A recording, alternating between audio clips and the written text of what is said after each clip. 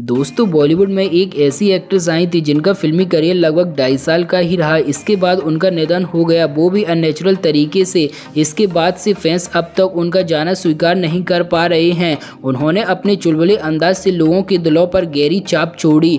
इतना ही नहीं, उन्होंने अपनी एक्टिंग के दम पर नेशनल क्रश का टैग भी हासिल किया। तो आइए दोस्तों, हम लोग जानते हैं उन्हीं अभिनेत्री के बारे में। बॉलीवुड में कई सितारों की मौत ऐसी हुई है जिनका केस तो बंद हो गया, लेकिन फैंस संतुष्ट आज भी नहीं हुए।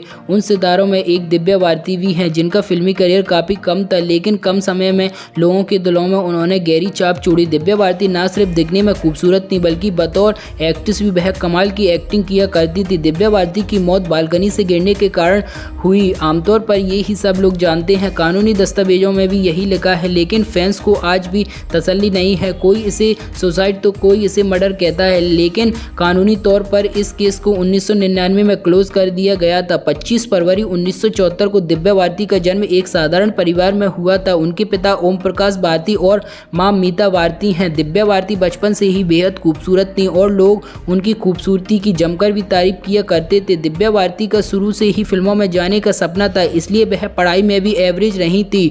9वीं कक्षा तक पढ़ने के बाद उन्होंने फिल्मी करियर में अपना करियर बनाने का फैसला लिया और ये फैसला उन्होंने अपने पेरेंट्स को सुनाया। ऑफर आ रहे थे, इसलिए उनके पेरेंट्स ने भी उन्हें मना नहीं किया। दिव्या भारती की पहली फिल्म गुनाहों के देवता बताई जाती है, लेकिन उनका रोल उस फिल्म से काट दिया गया था और उनकी जगह संगीता बिजलानी को ले लिया गया था, जबकि फिल्म की कुछ शूटिंग दिव्या भारती ने की थी। हालांकि इसी साल उन्हें तेलुगु फिल्म मिल गई थी और वहीं से उन्होंने डेब्यू किया था। दिव्या भारती ने साल 1992 में हिंदी फिल्म दिल ही तो है से डेब्यू किया। इसके बाद इसी साल उनकी 16 और शबनम, दीवाना, दिल आसान है, दिल का क्या कसूर, गीत, बलवान, जान से प्यारा, दुश्मन और जमाना जैसी 8 हिंदी फिल्में और 2 साउथ फिल्में रिलीज हुई। इनमें से ज़्यादातर फिल्में हिट हुई। दिव्या भारती भारतीय बॉलीवुड की टॉप एक्ट्रेस बन गई थी। बहुत कम समय में इतनी लोकप्रियता शायद ही आज तक किसी एक्ट्रेस को मिली हो। अगर हम दिव्या भारती की लव लाइफ के बारे में बात करें तो फिल्म 16 और शबनम के सेट पर साजिद नाडियावाला गोविंदा से मिलने आए थे। उन्हें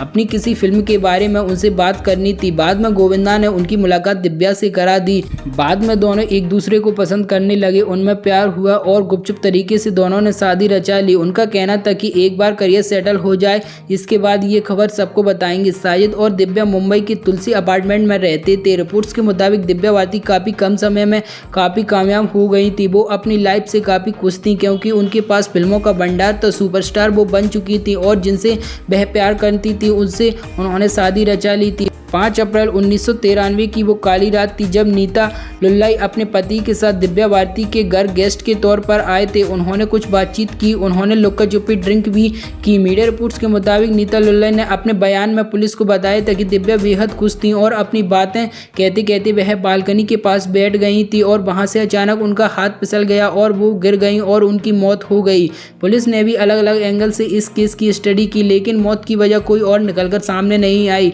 फिर बाद में केस को बंद कर दिया गया। बताया जाता है कि पोस्टमार्टम में भी मौत की वजह ऊंचाई से गिरना बताया जाता है। फिलहाल दोस्तों, आप लोगों को दिव्या भारती की मूवीज कैसी लगती है हमें कमेंट सेक्शन में जरूर बताएं और ऐसी और अमेजिंग वीडियोज के लिए हमारे चैनल को जरूर सब्सक्राइब करें।